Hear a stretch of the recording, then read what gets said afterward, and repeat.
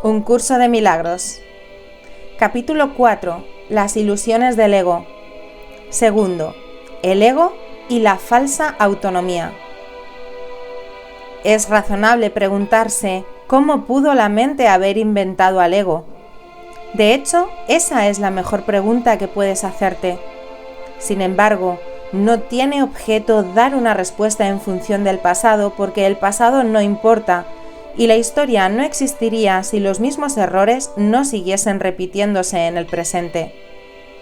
El pensamiento abstracto es pertinente al conocimiento porque el conocimiento es algo completamente impersonal y para entenderlo no se necesita ningún ejemplo. La percepción, por otra parte, es siempre específica y por lo tanto concreta. Todo el mundo inventa un ego o un yo para sí mismo, el cual está sujeto a enormes variaciones debido a su inestabilidad. También inventa un ego para cada persona a la que percibe, el cual es igualmente variable.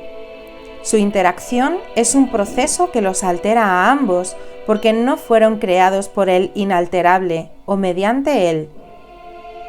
Es importante darse cuenta de que esta alteración ocurre con igual facilidad tanto si la interacción tiene lugar en la mente como si entraña proximidad física.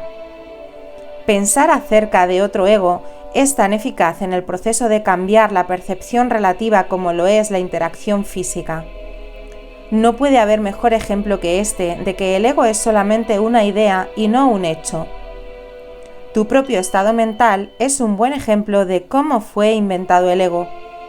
Cuando repudiaste el conocimiento, fue como si jamás lo hubieses tenido. Esto es tan evidente que basta con que lo reconozcas para constatar que eso es lo que en realidad ocurre. Y si eso ocurre en el presente, ¿por qué habrías de sorprenderte que hubiese ocurrido en el pasado? Asombrarnos ante lo inusual es una reacción comprensible, pero asombrarnos ante algo que ocurre con tanta frecuencia no lo es en absoluto. No olvides que la mente no tiene por qué operar así, aunque así es como opera ahora. Piensa en el amor que los animales sienten por sus crías y en la necesidad que sienten de protegerlas. Eso se debe a que las consideran parte de sí mismos. Nadie repudia lo que considera parte de sí mismo. La manera en que reaccionas ante tu ego es similar a cómo Dios reacciona ante sus creaciones, con amor, con protección y con caridad. Tus reacciones ante el yo que inventaste no son sorprendentes. De hecho, son muy similares a la forma en que algún día reaccionarás ante tus creaciones reales, las cuales son tan eternas como tú. No es cuestión, por lo tanto, de cómo reaccionas ante el ego, sino de lo que crees ser. Creer es una función del ego, y mientras tu origen siga sujeto a interpretaciones, lo seguirás viendo desde el punto de vista del ego. Cuando el aprendizaje deje de ser necesario, simplemente conocerás a Dios.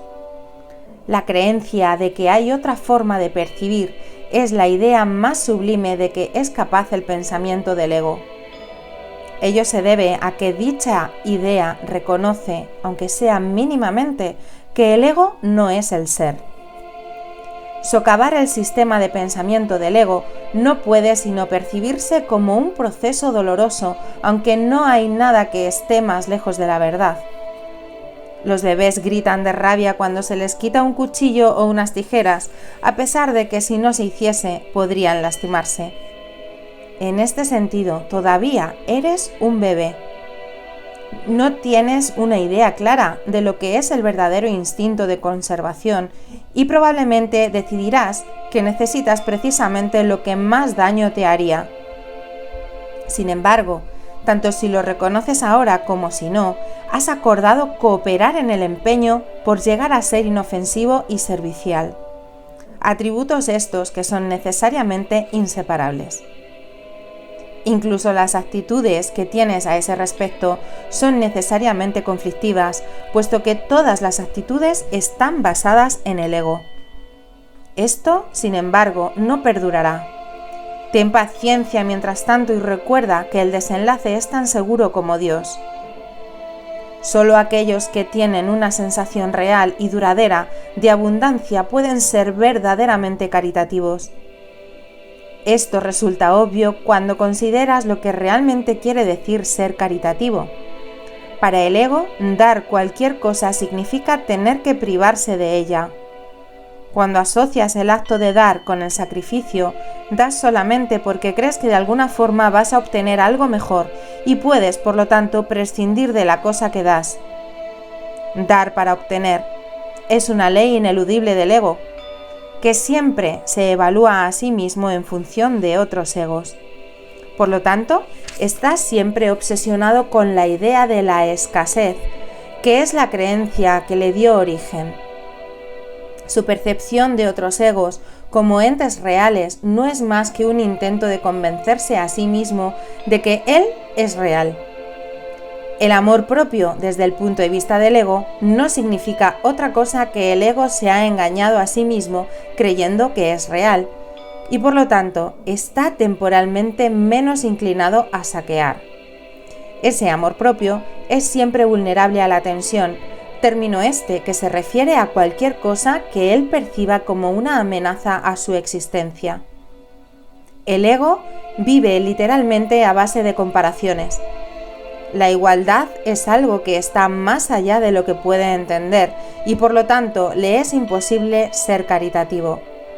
Lo que el ego da nunca emana de una sensación de abundancia, porque él fue engendrado precisamente como un sustituto de esta. Por eso es por lo que el concepto de obtener surgió en su sistema de pensamiento.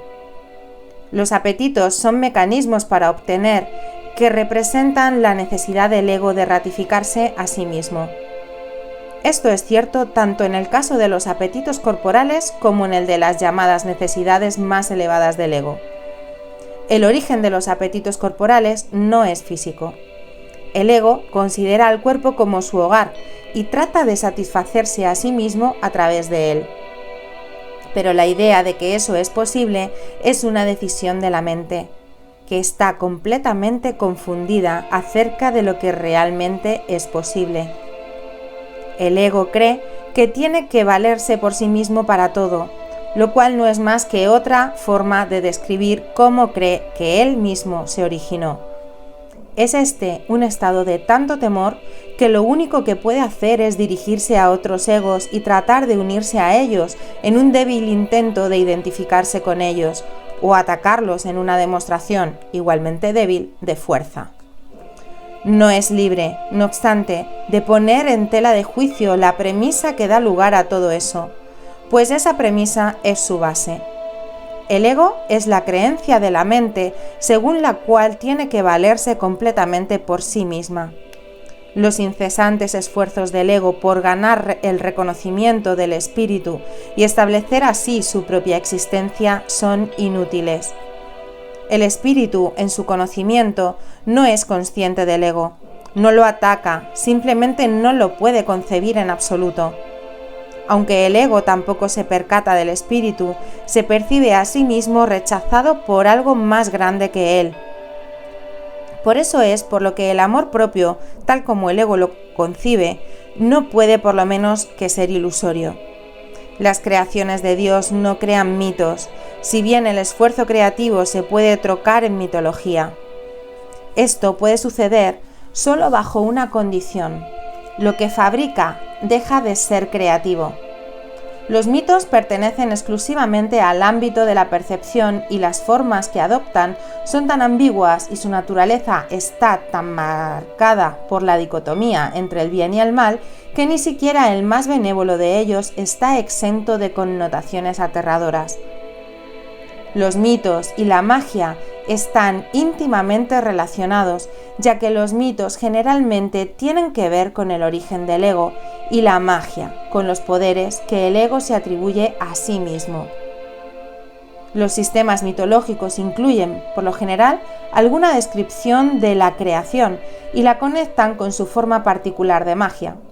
La llamada lucha por la supervivencia no es más que la lucha del ego por prolongar su propia existencia.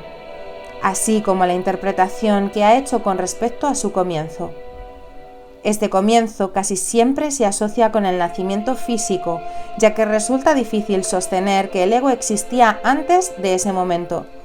Los más religiosos de los mitos basados en el ego puede que postulen que el alma existía antes y que seguirá existiendo después de un lapso temporal de vida en el ego.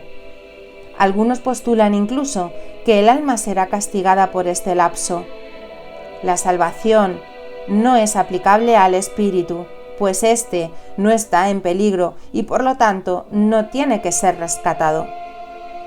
La salvación no es otra cosa que mentalidad recta, que aunque no es la mentalidad uno del Espíritu Santo, se debe alcanzar antes de que la mentalidad uno pueda ser reinstaurada. La mentalidad recta conduce automáticamente al siguiente paso, ya que la percepción correcta está completamente exenta de cualquier forma de ataque y por lo tanto la mentalidad errada desaparece.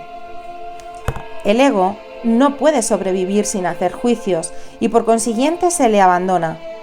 La mente tiene entonces una sola dirección por la que avanzar.